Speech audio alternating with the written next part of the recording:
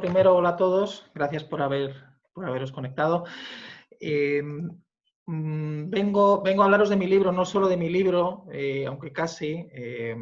Quiero que compartamos un pequeño espacio para la reflexión sobre temas que yo creo que están de candente actualidad y más ahora con toda la crisis que estamos pasando. Lo primero, os deseo a todos que estéis bien y vamos a hacer un pequeño repaso por algunas reflexiones que, como os comento, se tratan en mi libro Ser Digital, que tiene ya 3 años y, sin embargo, me parece mentira cómo determinados temas están todavía más de actualidad. Agradezco muchísimo también a Colima la oportunidad de compartir mis ideas con ellos y de que hayan trasladado las ediciones pues casi a medio mundo, ¿no? Quiero empezar con una pequeña reflexión de comprender lo que está pasando.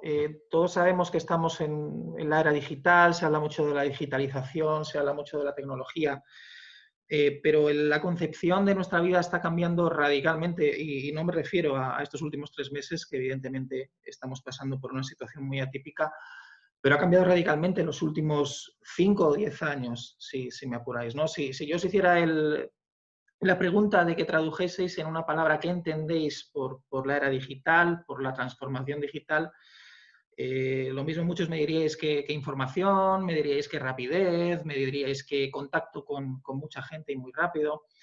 Y son conceptos ya incluso que están obsoletos, ¿no? Ya la digitalización, lo digital no está asociado tanto a comunicarnos, a llegar más rápido, sino a conceptos nuevos que se están instaurando en nuestros hábitos sociales casi sin darnos cuenta, ¿no? Los pongo aquí, ¿no? Ya no se entiende algo si no es inmediato, ya no se entiende algo si no es múltiple, si no es móvil y si no es permanentemente disponible. Es decir, esta dictadura, ¿no?, que tenemos con el cheque azul del WhatsApp, ¿no? Hay más discusiones por no contestar un cheque azul que por no contestar una llamada, ¿no? Parece que el diseño de lo digital lleva aparejado una obligación, una necesidad de estar permanentemente disponible y de poder atender muchas cosas a la vez. Toda esta tecnología nos está empujando a un profundo cambio de hábitos que tiene muchas ventajas en algunos casos, en otros también tiene inconvenientes, y un poco el objetivo de lo que vamos a hablar hoy es intentar ver dónde están las fronteras, ¿no?, entre un uso saludable, entre un uso productivo y un uso no productivo. Los datos son incontestables, y esto es un resumen de muchos indicadores y observatorios internacionales, pero que os quedéis con la idea de que prácticamente el 70% de la población mundial ya tiene una línea de móvil, es decir, 7 de cada 10 habitantes, y estoy hablando del mundo, estoy hablando de países que están en umbrales de pobreza, estoy hablando de países que no están tan desarrollados como el nuestro, que más de la mitad de la población mundial ya tiene acceso a Internet, que casi esa mitad implica que está conectada a redes sociales. Y bueno, ahí tenéis los contenidos, ¿no? O sea, la cantidad de contenidos que se suben a la red a diario es ingente y quizá el concepto que quiero remarcar es que estamos expuestos como personas a más información y a más datos en un día que en toda una vida en siglos pasados. Eso implica que podemos desarrollarnos más rápido en algunos aspectos, pero como digo, también tiene una derivada de saturación de información importante que veremos después. Lo primero que quiero deciros es reivindicar un aplauso para la tecnología y más en estos días, ¿no? Pensad que no hubiéramos tenido el WhatsApp, las videoconferencias, todas estas herramientas colaborativas con toda la crisis que estamos pasando y en todos los momentos duros del confinamiento. Yo creo que se ha demostrado que todo este desarrollo tecnológico nos ha ayudado a resistir este envite tan gordo que tenemos estos días, y hay un gran trabajo, hay muchísimos profesionales que velan para que las redes, para que los servicios funcionen y para mantenernos conectados, ¿no? Y esto es quizá una de las ideas más potentes que tenemos que transmitir. Es decir, la tecnología puede ayudarnos mucho, puede utilizarse para bien, para producir, y no debemos dejar que la parte, digamos, menos obvia, que os contaré después, entorpezca el desarrollo de lo bueno, ¿no? En nuestro día a día podemos ver muchísimas aplicaciones que han cambiado nuestra vida y que nos hacen la vida aparentemente más sencilla. Ya no hace falta ver esas noticias del tiempo, ¿verdad? Ya cuando tenemos que llegar a un sitio ya no llevamos mapas, ya nos dicen por dónde tenemos que ir, nos dicen incluso a la hora que vamos a llegar. podemos medir nuestro fitness a diario con ese tipo de dispositivos e incluso nuestro ocio, nuestro consumo, las películas, la música, ya hasta se nos recomienda lo que podemos ver y lo que nos va a gustar, ¿no? Todo esto se realiza mediante lo que se llaman algoritmos de inteligencia artificial, que la inteligencia artificial parece que es algo de películas de ciencia ficción, pero no, ya la tenemos aquí. Una inteligencia artificial es algo que te permite predecir lo que va a pasar o lo que te va a gustar, ¿no? Es como si viene un amigo y te recomienda y digo, oye, Manuel, yo te conozco, sé que te gusta la música clásica, pues mira, creo que este compositor te va a gustar, ¿no? Esto ya te lo está diciendo Spotify, acertará más o menos, pero cada vez acierta más. Y Google realmente te dice a la hora que vas a llegar a un sitio y la mayoría de las veces llegas, ¿no? Entonces, en función de la experiencia, del tiempo que se suele tardar, del tiempo que tardan los demás, bueno, pues todo esto es inteligencia artificial aplicada a la vida cotidiana. No hace falta pensar en un robot que nos haga todas las cosas de casa, aunque eso llegará. Y todo eso funciona a base de datos, a base de tomar datos. Esos datos constituyen la experiencia de las máquinas y son las que les permiten predecir los comportamientos futuros. Si elevamos la vista un poco más adelante, pues el futuro, aplicaciones de autodiagnóstico médico, fijaros ese tema en estos días, robotización en la sanidad, la conducción autónoma, ¿no? que todos estáis escuchando que se está desarrollando. Pensad que sería una ciudad como Madrid, como Barcelona, con coches autónomos, con coches automáticos, ¿no? Probablemente podrían redistribuir mucho mejor el tráfico, habría menos atascos, habría menos accidentes, pero también tiene una componente ética muy importante y os sugiero que reviséis este debate tan famoso, ¿no? De qué pasa si a un coche autónomo, por una probabilidad pequeñísima, le fallan los frenos y se estropea en un paso de peatones y tiene que elegir entre si atropella al que está en el paso de peatones o si se estampa con la pared que tiene al lado con los conductores dentro. Eso implica unos razonamientos éticos muy profundos y muy sensibles, ¿no? ¿Valen algunas vidas más que otras? ¿Se puede eso programar? ¿Tenemos las personas derecho a decidir? En ese tipo de situaciones confiamos en la espontaneidad del error humano, pero una máquina se supone que no puede cometer errores. Por tanto, todo esto nos genera debates tremendamente importantes que tenemos que empezar a plantear hoy para hacer una mejor sociedad del futuro. Y eso también abre nuevas fronteras éticas, como os digo, y nuevas puertas ilícitas, ¿no? Todos habéis escuchado pues, los fraudes de Cambridge Analytica, todo el tema de las fake news, de las noticias, es decir, ¿podemos utilizar los datos, podemos utilizar las redes para condicionar la opinión de la gente? Pues en muchos casos sí, ¿no? Y esta viralidad, ¿no? Este gran influjo de información tan rápido, tan intenso, nos perjudica la capacidad de pensar, de pararnos, de hacer un razonamiento crítico y está llevando quizá en algunos casos, ¿no? La sociedad, algunos comportamientos, pues que yo creo que pueden ser nocivos, ¿verdad? Para la opinión. Todo este tipo de cosas las estamos viendo especialmente ahora, ¿no? En momentos como estos que estamos viviendo. Sin mencionar, evidentemente, todo el tema de la seguridad informática, de los hackers, un mundo tremendamente complicado, ¿no? Tú tienes tu casa, pones tus llaves y estás tranquilo. Pero tú tienes tu móvil y, en fin, eso es una puerta prácticamente al ciberespacio que es muy, muy difícil de proteger y de entender cómo se protege. Se habla mucho, y aquí es donde centro un poco el tiro, de que los datos son el oro de la era digital, es decir, que el petróleo, el oro, bueno, hay muchas expresiones de ese tipo, ¿no? Y aquí os lanzo un gancho. En mi libro hablo de un artículo muy famoso del año 2012, de una de estas experiencias de Big Data e inteligencia artificial aplicada a un caso de negocio. Y es que además suele estudiar en los másters y los cursos de este tipo, ¿no?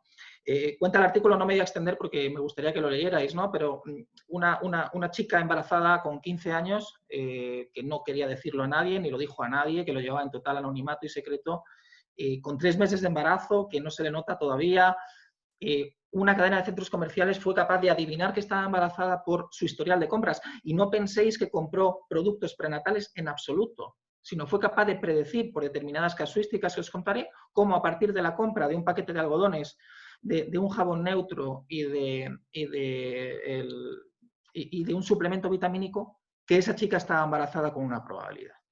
Entonces, en este caso, la máquina se adelantó a la voluntad humana y le envió publicidad comercial de productos prenatales sin ella haber hecho una manifestación obvia y a cualquier persona con sentido común de que lo estaba. Es decir, a partir de los datos, por ejemplo, de los datos de una compra, se puede inferir un patrón, se puede inferir una personalidad, se puede inferir una necesidad de una persona.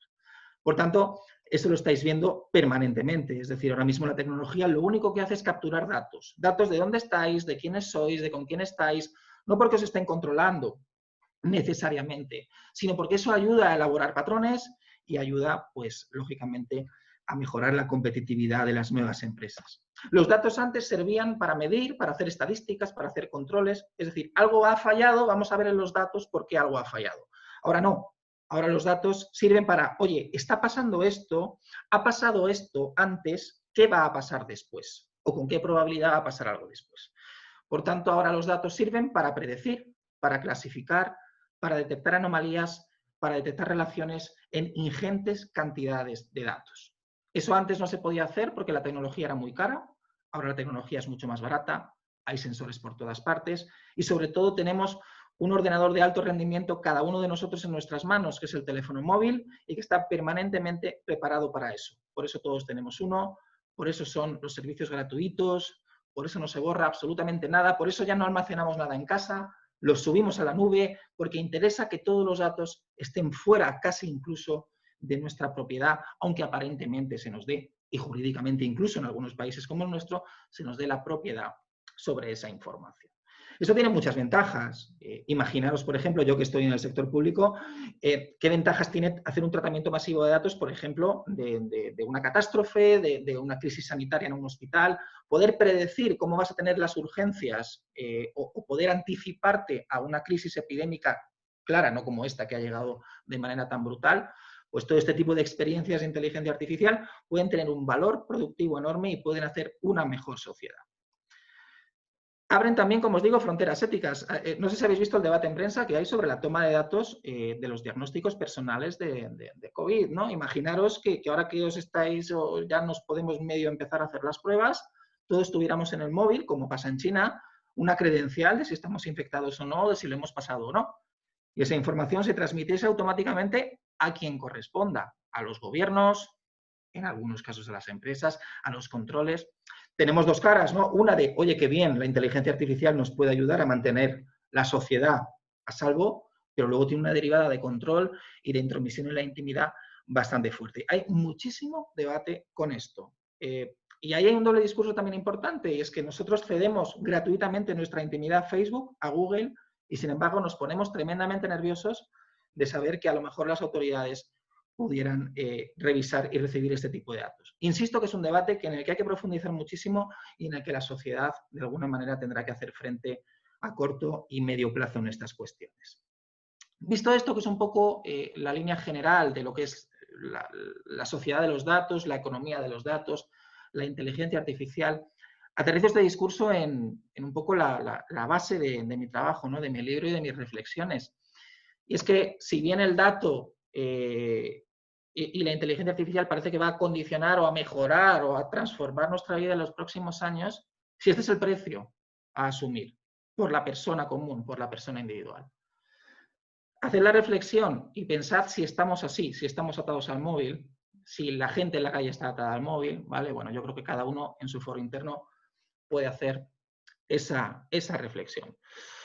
¿Somos culpables o somos víctimas de estos comportamientos, ¿no? De estas más de 3-4 horas de conexión que pasamos al día? Y si a alguno le parecen grandes mis números, que se instale una aplicación de control de tiempo en el teléfono móvil para ver cuántos minutos al día estamos mirando el teléfono. Pues un poco entre las dos cosas, ¿no?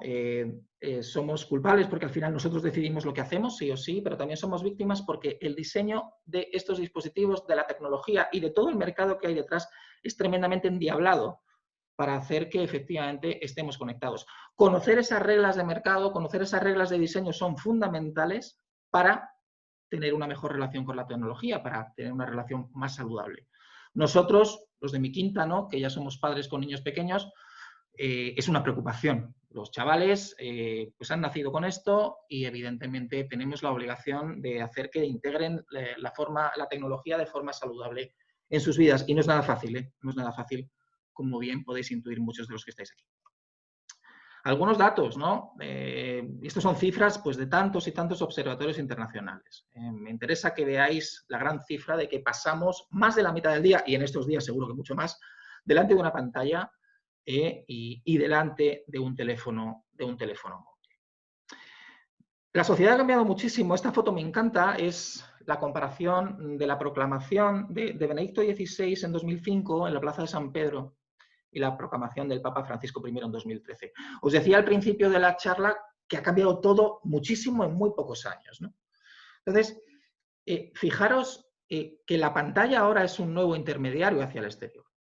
Se vende la pantalla como un mecanismo de comunicación, de liberación, en muchos casos incluso hasta de democratización, ¿no? Yo que soy artista, que soy músico, no, tú sube tu música y te puedes autopromocionar, pero fijaros el efecto tan perverso que puede generar y probablemente sin darnos cuenta, ¿no? Yo no creo que ninguna de estas personas esté pensando lo que está haciendo, sino que necesita hacerlo, o sea, necesita grabarlo, necesita publicarlo, necesita compartirlo. La experiencia cambia totalmente, es decir, esas personas no están en contacto con lo que están pasando, con sus sentidos, sino están en contacto a través de una pantalla. Eso tiene consideraciones neurofisiológicas, conductuales, psicológicas y emocionales. Y es un tema muy importante de conocer, insisto, sobre todo para nuestra propia calidad de vida como para los que vienen detrás. Hay muchos estudiosos, escritores que iluminan muchísimo respecto a estos temas. Rescato esta frase de Jonathan Crowley, que es un profesor de historia del arte, tiene unos libros de la percepción maravillosos, muy técnicos quizá, pero me enamoró particularmente un libro que se llama 24/7, La sociedad al asalto del sueño, ¿no? Y él plantea que lo que nos queda verdaderamente saludable y neutro y genuino en los seres humanos es el tiempo de sueño, ¿no? Y cómo la tecnología cada vez más nos pretende pretender que estemos conectados incluso o automáticamente disponibles hasta las horas de sueño, ¿no? Os dejo la frase, luego podréis ver la presentación en los canales de la editorial.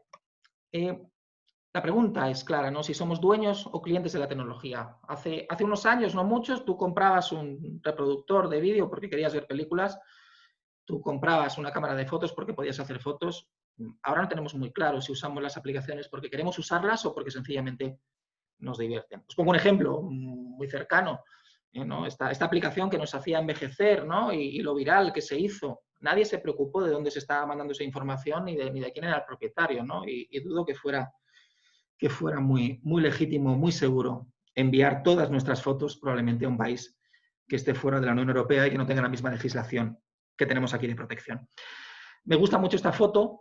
Esta es Hillary Clinton y como veis nadie la está mirando, prácticamente nadie. Si os fijáis sí que hay un par de personas mirándola, pero están todos mirando a sus pantallas y además al revés, ¿vale? O sea que ahí tenéis un poco esta reflexión sobre la percepción. Nuestros cerebros se están condicionando y esto es fundamental que lo comprendáis. Es decir, nosotros, y perdonadme la simplicidad, ¿no? Esto es herencia de Daniel Goleman, que es un gran divulgador, podemos funcionar de dos maneras, ¿no? O pensando o reaccionando. Nosotros tenemos la parte más primaria, que es la que teníamos en la selva, estamos perfectamente entrenados a ver un estímulo visual por delante y a alertarnos. Entonces, haced la prueba si queréis y poner un objeto en movimiento y otro objeto que no lo esté y sois incapaces de no fijaros en el objeto en movimiento. Los móviles están permanentemente en movimiento. Las alertas, las luces, los sonidos, las vibraciones nos están condicionando a una forma de trabajar interrumpida que tiene una serie de consecuencias, ¿vale? Los niños ahora son tremendamente rápidos, pero todo el mundo dice, no, es que ya no se concentran como antes. Bueno, habrá que reflexionar sobre si la tecnología que les estamos dando realmente les ayuda a concentrarse, ¿no? Somos unos expertos en reacción, somos unos expertos en lectura rápida, somos unos expertos en pasar de una cosa a otra. Es lo que hacemos. ¿Quién no se ha metido en YouTube a ver algo y ha acabado 1 hora y media después viendo algo que no sabe cómo ha llegado y se le ha pasado el tiempo volando? Eso es diseño de la tecnología. Diseño que está preparado para condicionar nuestro cerebro y dejarnos enganchados. Eso genera reacciones de dopamina, todo esto está tremendamente estudiado por los psicólogos. Cuanto más tiempo estaremos conectados, más tiempo proporcionamos datos y más alimentamos al mercado que hay detrás. Y por tanto así podemos tener un móvil gratuito en muchos casos y aplicaciones gratuitas. Si no, todo el trabajo que hay detrás no se sostiene. Mi idea de partida es que la sobreexposición, y hablo de sobreexposición a la tecnología, tal y como está diseñada, afecta negativamente a nuestra capacidad de concentración, a nuestras habilidades de lenguaje no verbal y a la profundidad y a la calidad de atención con las personas. Y todo esto lo estáis viendo en vuestra vida cotidiana. ¿Cuántas veces queremos hablar con alguien? Y hablo en primera persona, y no podemos evitar consultar el teléfono y desconectamos de la concentración. Si esa persona nos está diciendo algo importante, algo emocionalmente importante, estamos generando un efecto probablemente negativo en esa persona. Aplicando esto, estandarizando esto a nuestros entornos personales de trabajo, evidentemente, hay mucho por trabajar. En resumen, la tecnología afecta a nuestro cerebro, por supuesto, genera respuestas de dopamina que a su vez generan dependencias, y eso es psicología clínica pura y neurociencia, y además en los teléfonos, en los dispositivos, se vinculan todas nuestras necesidades, nuestros afectos, nuestros cariños, nuestros amigos, nuestras fotos. Por tanto, si mezclamos el cóctel de dependencia o tendencia a la dependencia neurofisiológica con las necesidades emocionales, pues evidentemente así estamos. Me gusta este meme, ¿no? De que por debajo de la pirámide de necesidades básicas de Maslow, bueno, ya sabéis que es un modelo tremendamente superado, pero a mí me hace mucha gracia, está la wifi y está la batería, ¿no? Es un meme muy famoso en Internet. Aparte de esto, emociones y cerebros también hay valores, y es que la nueva sociedad digital está implantando unos valores que no estamos cuestionando, ¿no? Y parece que ahora tenemos que ser todos multitarea, estar permanentemente disponibles, comunicarnos por mensajes, parece que nos comunicamos más rápido, no es así, y tener mucha información para la toma de decisiones. En muchas ocasiones sí es productivo, pero en otras no. Y es importante en nuestro día a día tener claro cuándo la tecnología nos incordia más que nos ayuda. Y eso sabéis cómo se suele notar con un pequeño pellizco en el estómago, que suele estar muy vinculado a la saturación, al estrés y a la sobreexposición, como os digo, a estas sustancias. Para la tecnología somos también objetos digitales. La tecnología, pues somos nuestros gustos, somos nuestros hábitos, nuestras relaciones, nuestras emociones, nuestros cuerpos, nuestro pasado, y todo eso lo estamos registrando constantemente. Aquí lo tenéis, los likes, las estrellitas, los emojis. Bueno, pues es una forma, ¿verdad?, de estandarizar nuestra relación, nuestros afectos con la tecnología. Os lanzo ahí 3 preguntas, ¿no? Ahí tenéis a Tom Cruise en una película maravillosa que se llama Minority Report, que trata un poco todo esto, ¿no? De si con los datos podemos inferir lo que va a pasar hasta tal punto de que podamos predecir un asesinato. Y no es una película que se base en algo nuevo, esto es una fantasía de un escritor que se llama Philip K. Dick, en los años 50, donde ya empezó a pensarse en todo esto. Tenéis, bueno, hay muchísimos expertos, ¿no? Está el famoso científico que descifró la máquina Enigma, en fin, todo el génesis de la inteligencia artificial se trabajó en los años 50 y 60 y ahora se empiezan a ver los resultados como os digo, con la tecnología que está mucho más barata. Pregunta, ¿somos nuestra predicción? ¿Tenemos derecho a desconectar? ¿Tenemos que estar siempre disponibles? ¿Tenemos derecho al olvido? Bueno, pues todo esto es importante de cuestionarlo y también incluso de legislarlo. Y yo celebro la Ley Orgánica 3 de 2018, que es la nueva Ley de Protección de Datos y Derechos Digitales, donde se plantean las bases del derecho a la desconexión y de muchas más cosas que también os recomiendo que le hagáis una pequeña lectura. Ante todo esto, como os digo, en mi libro trazo este diagnóstico e intento plantear una posición, ¿no? Yo soy tecnólogo, yo soy ingeniero de telecomunicaciones, yo vivo de la tecnología y creo profundamente que la tecnología es una herramienta fabulosa para tener una mejor calidad de vida, pero no es una herramienta incondicional. Hay muchas posturas, están los antitecnológicos, están los protecnológicos, los que dicen que vamos a ser robots en unos años, los que se retiran a una cabaña y no quieren hacer absolutamente nada, incluso los que pusieron bombas en aviones por este tipo de cosas. Yo creo que una relación consciente con la tecnología es posible, pero es importante indagar en qué está pasando y en cómo podemos tomar una actitud activa hacia ella. Os trazo aquí unos puentes por encima y con el deseo de corazón de que profundicéis y de que lo leáis y de que incluso todos los que queráis contactar conmigo para debatir, para discutir, pues para mí será un placer. Lo primero que tenemos que hacer es cuidar nuestra identidad, igual que la cuidamos en la calle, igual que lo cuidamos en la vida real, tenemos que cuidarlo en la red. Todos sabéis casos tremendamente sonados, ¿no?, de contratos y que de repente han mirado en Facebook y han visto fotos que no debían, en fin, pues ese tipo de cosas pasan. Cualquier publicación, cualquier perfil, cualquier comentario, cualquier cosa que digan de nosotros tendrá un valor importante porque la identidad digital cada vez se está aparejando más a nuestra realidad real. Por tanto, es importante saber gestionarla, sabernos vestir bien en la red, sabernos describir bien y controlar mucho nuestra imagen digital. Yo os recomiendo a todos que os egosurfeéis, es decir, que os busquéis a vosotros mismos para ver qué información devuelve la red de vosotros. Y ahora que ya se pueden ejercer derechos contra las publicaciones falsas o dañinas a través del derecho al olvido, de los nuevos derechos, como os digo, digitales, que lo cuidéis y que lo cuidéis mucho. Muy importante velar por la privacidad y por la intimidad, ¿no? Que no es solo la identidad, sino que es que si tengo el dispositivo desprotegido o si estoy publicando que me voy de vacaciones y pongo la foto de mi casa, como a algún amigo le pasó alguna vez, estamos dando una información que es absolutamente innecesaria.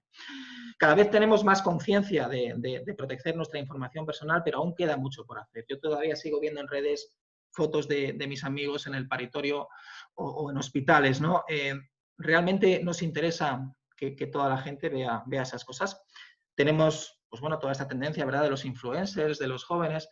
Ahí os cuento un ejemplo que me hizo mucha gracia de una compañera muy brillante que su hija estaba obsesionada con los selfies en las redes sociales, bueno, pues en ropa bastante provocadora, y tenía permanentes discusiones con su madre, ¿no? No, yo puedo hacer lo que quiera con mi imagen, yo puedo hacer lo que quiera con mis followers. Y le dijo su madre, vale, te dejo que publiques lo que quieras, pero yo me reservo el derecho de imprimir la foto y de ponerla en el tablón de anuncios de la comunidad de propietarios. Automáticamente se acabó el conflicto. Es decir, cómo psicológicamente tenemos asociadas determinadas respuestas al mundo digital que no lo tenemos al mundo real. Ahí tenemos una distorsión enorme y es una distorsión que tenemos que saber tratar y trabajar, sobre todo, insisto, con los más pequeños. Tenemos que capacitarnos técnicamente sobre estas cosas y pensarlo muy bien. Tenemos que apostar por el derecho a la desconexión. La desconexión es un derecho más. Yo no tengo que estar conectado un fin de semana si no quiero, por ejemplo, a un entorno laboral. Y os pongo aquí en naranja una frase que para mí es muy importante, y es que el hecho de enviar un mensaje, en el caso de que, por ejemplo, yo pues, puedo tener gente a mi cargo, mandar un mensaje un viernes por la noche puede condicionar la vida de la gente que trabaja conmigo. ¿Qué se espera cuando yo mando un mensaje por la noche? Que contesten al día siguiente, el lunes. Si no contestan, se van a sentir mal, se van a sentir presionados. Son reglas que no están escritas y que hay que escribir. E insisto, ya tenemos regulación que lo permite. Entonces, debemos de respetar los tiempos y los derechos por salud, por productividad y por conciliación. Y probablemente por muchas razones más que os pueden surgir. Más ideas. El consumo de tecnología es cada vez más reactivo. Bueno, nos pasaba con la televisión, ¿no? Voy a poner la tele a ver qué pasa. Ahora encender el móvil a ver qué pasa es tremendo. Y yo os digo, yo el primero. O sea, me viene muy bien muchas mañanas porque además del café, si tengo mucho sueño, me pongo en Facebook 5 minutos y el efecto de dopamina me hace como si tuviera otro café. Realmente no he leído nada, simplemente he pasado por los estados de la gente sin darme cuenta, ¿no? Entonces, ese estado medio de trance, insisto, es consecuencia del diseño. Y ese diseño, ¿qué implica? Que yo sigo en trance, sigo opinando, sigo dándole a botones y sigo proporcionando información. Es decir, el diseño fomenta ese tipo de cosas. Sabiendo que eso es así, debemos hacer un esfuerzo para consumir de manera más activa la tecnología. Nos preguntamos qué y para qué voy a coger el teléfono móvil ahora. ¿Quiero escribir a alguien? ¿Quiero ver si me ha llegado algo? ¿Quiero ver una película? ¿Quiero ver un vídeo? ¿Hasta dónde voy a ver ese vídeo? ¿Cuándo voy a cortar? Es importante empezar a estructurar nuestra mente en que tenemos que tener esos controles para no ceder a este tipo de dinámicas, ¿no? En el caso, evidentemente, de que suponga un problema. A mí me supone un problema. A mí me encanta la lectura, me gusta mucho el estudio, me gustan mucho mis amigos, las personas, mi familia, y la sobreexposición a la tecnología me limita mucho en esos casos.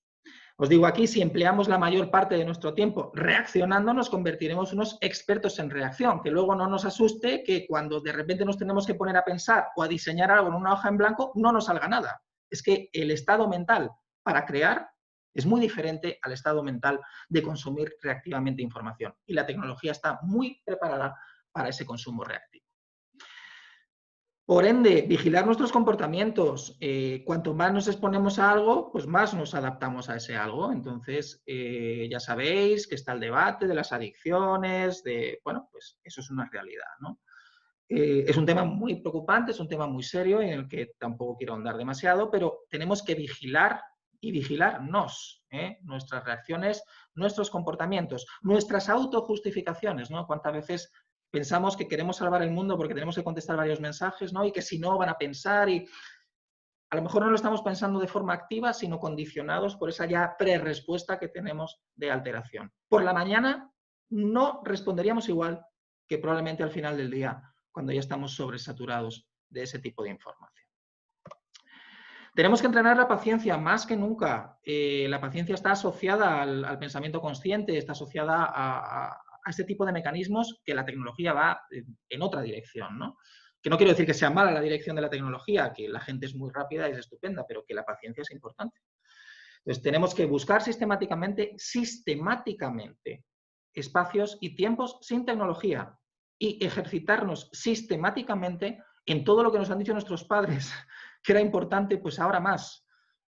La sensibilidad, el contacto con la naturaleza, la actividad física, la conversación sostenida con las personas, todo ese tipo de cosas fortalecen los mecanismos cerebrales que nos han llevado hasta aquí, hasta poder crear todo esto, que lo que hayamos creado no nos perjudique, no nos limite lo que nos ha hecho llegar ahí. No caer en la infobesidad. Bueno, me encanta ese término, ¿no? ¿Cuánta información tenemos para todo, ¿no? Ya quizá el irse de viaje no es tan gratificante como antes. Tenemos tantas opciones que luego cuando llegamos, digo, joder, no era lo que yo me esperaba, ¿no? Y es que además me dijo Pepito que compartió en Facebook. Bueno, pues es un tema muy curioso, ¿no? Y de hecho, cuando nos vamos de viaje, lo primero que hacemos es, bueno, cuando pase el COVID, es hacernos un selfie, ¿verdad? Antes de ni siquiera conectar con el lugar, ¿no? El pensamiento comparativo nos puede absolutamente ahogar en nuestros días porque hay muchísima información. Entonces, acotemos el pensamiento comparativo en un tiempo y decidamos no comparar más y seguir adelante con nuestras decisiones. Si estamos constantemente realimentando lo que estamos decidiendo con la información, ni probablemente lo que hagamos sea genuino, ni tampoco nos satisfaga emocionalmente. La red no tiene control, no tiene medida y podemos encontrar información de todo tipo. Y esto ya, por terminar, confluye con el pensamiento creativo. Yo creo que la creatividad no es algo reservado a los músicos, a los escritores, sino que todos podemos ser creativos en nuestras vidas y que no dejemos que las facilidades que nos ofrece la tecnología, que son muchas, silencien nuestras propias ideas, ¿no? Tenemos tanta información que podemos hacer un collage, ¿verdad? Copiar y pegar de mucha gente y que realmente no sea nuestro, ni siquiera saber si es nuestro, ¿no? Importante saber qué queremos, anteponer ese qué y para qué antes de entrar en la gran red de información. Es decir, utilizarla como un medio, ser dueño de la red o de lo que yo quiero hacer con la red antes de que la red me condicione mi intención primera, ¿no? Es decir, ser más humanos, ¿no? Tener esa relación consciente con la tecnología. Idem con el pensamiento crítico. Ya sabéis, los aluviones de información, las fake news, los linchamientos digitales. Nadie se para a pensar muchas veces cuando se le da un like, nos ponemos todos locos, ¿no? La típica información. Nos cuesta cada vez más entrar en argumentos porque todo va tremendamente rápido. Es muy importante saber que el pensamiento crítico se está deteriorando muchísimo por las dinámicas de la red. Insisto, aplicárnoslo nosotros antes de cuestionar, de atacar, de hacer daño, ¿no? Buscar argumentos, buscar consejos de expertos, cruzar con expertos. Eso implica tiempo e implica paciencia y probablemente creatividad, ¿no? Y sobre todo trasladar esta importancia también a las nuevas generaciones, ¿no? Que la red es tremendamente masiva y que cualquier opinión puede ser reforzada y que nos podemos sentir con plenas facultades para tomar una posición simplemente porque la red nos está ofreciendo la información que queremos escuchar, ¿no? Y lo último y más importante, y con eso termino, la presencia sin fisuras. No lo olvidemos, que las fotografías, los mensajes, las publicaciones facilitan mucho el contacto, pero no son comunicación real, no son comunicación profunda, que el lenguaje gestual aporta la gran parte de información de la comunicación que tenemos que dar, no debemos de perderla. Cuando alguien nos quiera decir algo importante, cuando queramos decir algo importante, actuemos en persona, al menos utilicemos nuestra voz. ¿Cuánta gente se nos va de este mundo? ¿Cuánta gente tiene hechos vitales importantes? Y utilizamos un WhatsApp, ¿no? Es duro, es duro. Para mí es algo duro y es una tendencia que yo creo que entre todos tenemos que intentar revertir, ¿no? Ojalá y podamos abrazarnos pronto, como veis con estos chavales. Como os digo, ahí está el contraste, ¿no? Entre qué es la tecnología en nuestros días, en estos momentos tan duros, cómo nos está ayudando, pero cómo nos puede no ayudar en la vida normal, ¿no? Y ojalá lleguemos pronto. Como digo aquí, ante una pantalla es biológicamente incompatible atender a la persona que tenemos delante, conectar de verdad con ella y cuando tengamos una situación importante y valiosa en nuestra vida, apostemos de verdad por la presencia sin fisuras, dejemos los dispositivos a un lado y entreguémonos en cuerpo, mente y espíritu, ¿no? Muchísimas gracias a todos. Aquí tenéis un poco mis referencias. Podéis contactar conmigo en el correo, en Facebook, en el blog y a través de la editorial. Y yo, si queréis, como nos queda 10, 15 minutillos, si queréis a través del chat dejarme alguna impresión, algún comentario, alguna pregunta, estaré encantado de comentarlo con vosotros. Me comenta José Ramón García Amo una pregunta muy técnica administrativa. Me dices, José Ramón, como conocedor de las tecnologías en las administraciones públicas y más concretamente en el Estado, ¿qué opinión me merece el Estado en el que se encuentran? Pues mirad, la opinión profesional quizá la conservo porque no es el foro, pero la personal es que hay un esfuerzo ingente de muchísimas menos personas de las que deben de ser en dar un servicio público de la mayor calidad posible. Y que en estos días, pues yo insisto, reivindico y aplaudo la labor de los profesionales públicos que están pues día y noche intentando que los servicios no se caigan, que sigan funcionando, que el ciudadano pueda relacionarse con las administraciones por Internet, que la renta pueda presentarse, que todo siga corriendo por medios electrónicos y que quizá el dimensionamiento de la dotación nunca ha sido suficiente y se ha cubierto con un sobreesfuerzo de los servidores públicos enormes. Así que vaya desde aquí mi reconocimiento y un aplauso a los compañeros. Más cositas, más dudas que tengáis, por favor, usar el chat. Os escucho, os leo a todos. Si no me decís nada es que os he dejado tumbados o lo he dejado todo muy claro o sencillamente tenéis una enmienda a la totalidad. Me preguntáis por aquí. Respecto al control de nuestras vidas que pueden hacer los gobiernos, yo tengo claro que será razonable, salvo en regímenes totalitarios, pero sí puede llegar en los gobiernos democráticos a sobrepasar los límites éticos de control por nuestro bien. Pues yo opino igual. Hay un triángulo enorme en esto que, insisto, debe de abordarse con muchas disciplinas. Mirad, el que los servidores, digamos, los servicios públicos puedan entrar un poco más en las vidas del ciudadano puede solucionar y simplificar muchas cosas. Mirad, yo soy padre, por ejemplo, ¿vale? Yo a lo mejor puedo optar a servicios de ayuda por educación de mis hijos. Yo siempre tengo que ir a buscar esa información a las administraciones. Si yo me pudiera suscribir a la administración pública, como yo hago con Google, como yo hago con Facebook, evidentemente entrego mis datos, ¿no? Entrego que soy padre, entrego que tengo una unidad familiar, entrego que vivo en un lugar, pero la administración puede ser proactiva, informarme, recomendarme e incluso prerellenarme los trámites, ¿vale? Eso es una facilidad enorme. Obviamente yo tengo que estar tranquilo y el sistema tiene que estar tranquilo de que la legislación y la cobertura jurídica es la adecuada y para eso tenemos el Reglamento Europeo de Protección de Datos y la transposición nacional. Estamos en un país muy avanzado y muy consciente en ese tipo de cosas y yo creo que podemos llegar un poquito más allá.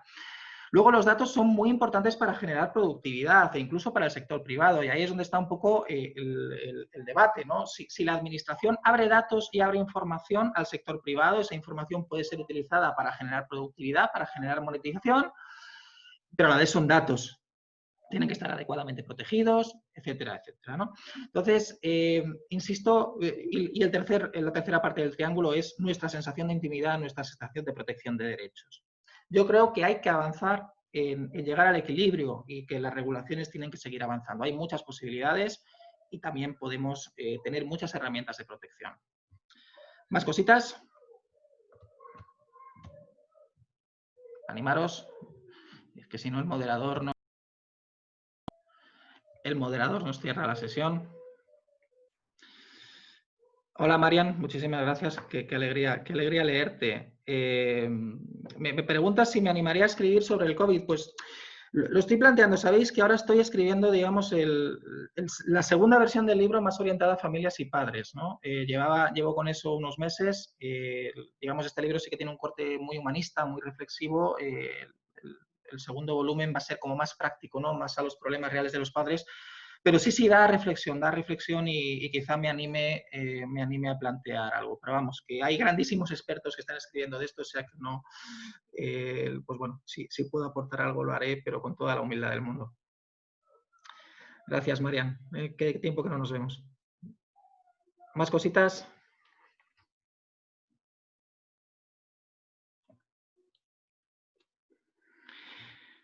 Pues nada, como nos quedan 2 minutillos y os veo ahí, yo de verdad agradeceros la asistencia. Esto se publicará en redes y nada, y a los que estáis aquí, que sois amigos y compañeros, daros muchísimas gracias por vuestro apoyo siempre, desde que inicié estas reflexiones, en las presentaciones, en las ediciones y pues, para todo el apoyo y cariño que me dais permanentemente.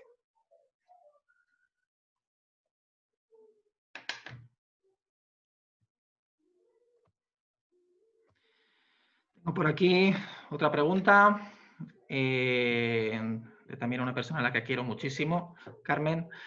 ¿Crees que nuestros hijos van a tener necesidad, capacidad de plantearse dudas, reflexiones acerca de la tiranía de las redes? Yo creo que nosotros tenemos que crearles esa necesidad. Ahí yo enarbolo la responsabilidad de padres y, por supuesto, de instituciones educativas. Aquí es otro debate importante sobre si la educación está incorporando adecuadamente en el día a día estas cuestiones, ¿no? La tecnología ha llegado a las escuelas en muchos casos como herramienta, pero hay que ver este tipo de cosas. Los padres en muchos casos también vamos sobresaturados y yo te comentaba esto con otra compañera ayer, ¿no? Antes les poníamos la tele a los niños, ¿no? Ahora les damos la tableta.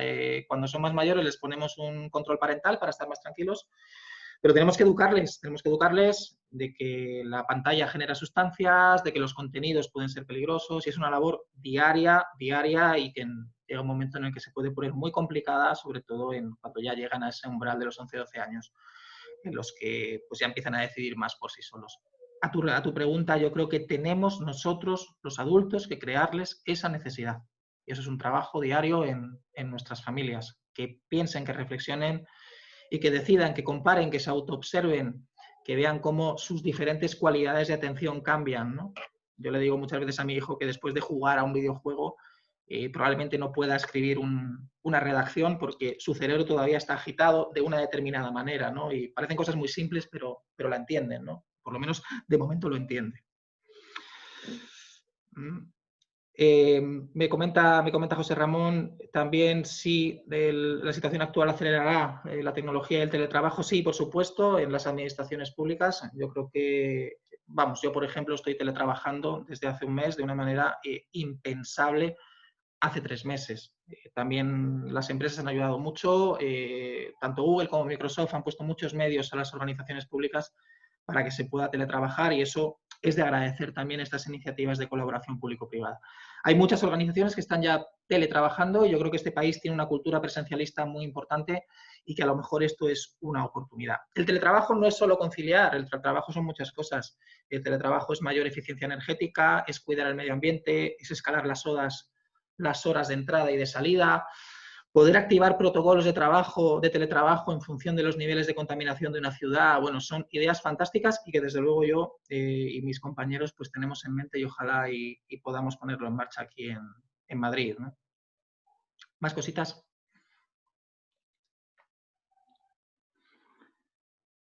Esta es larga. Me comenta Darío, grandísimo pianista y amigo.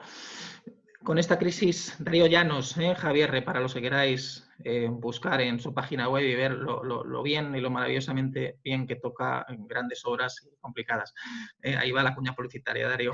Con esta crisis sanitaria se está poniendo de manifiesto cómo hemos dado por hecho, quizá por pura inercia, muchos hábitos del día a día, así como acerca de cómo son los trabajos, los lugares de trabajo, las ciudades. Muchas empresas están optando por alimentar el teletrabajo. En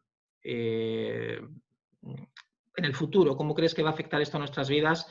Es algo con muchas consecuencias positivas, pero también trae peligrosos efectos, efectivamente, como la expectativa de conectividad y la disolución de fronteras. Así es, y vuelvo un poco al discurso que os decía. Nos pasa ahora, o sea, no estamos preparados social y conductualmente para lo que implica el teletrabajo en ese sentido, ¿no? Yo creo que tenemos la herramienta de implementar de verdad la ley de protección de datos en su última parte, los derechos digitales. O sea, tenemos derecho a la desconexión y es un derecho fundamental, ¿vale? Porque es una ley orgánica. Poca gente conoce esto ya. Las empresas deben desarrollar el derecho a la desconexión de sus trabajadores, y más con esto, ¿eh? Y ahí las administraciones públicas tenemos que dar ejemplo, evidentemente. Entonces, sí, hay que poner en negro sobre el blanco en qué consiste el derecho a la desconexión y qué se espera o qué no se espera con el uso de los dispositivos digitales fuera de horario. ¿Qué quiere decir un empleado móvil en movilidad, en teletrabajo? Eso hay que definirlo y hay que diseñarlo, ¿vale? Más cositas.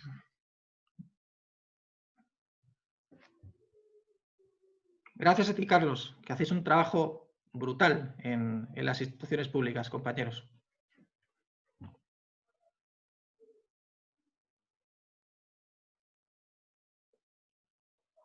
Sabéis que a -4 se corta, yo creo que estamos casi que ya. Muy bien, me comentan de Colima que despidamos, así que insisto, mi agradecimiento, os doy muchísimas gracias por estar aquí, de verdad que hablemos, que nos sigamos, ahí tenéis mis contactos y bueno, pues que sigamos adelante y que salgáis bien y mejores de esta crisis que ojalá y nos haga reflexionar sobre muchas cosas y mejorar y transformar nuestra realidad a mejor. Que nos veamos pronto las sonrisas sin mascarilla y que nos podamos dar un abrazo enorme. Os lo mando virtual para todos.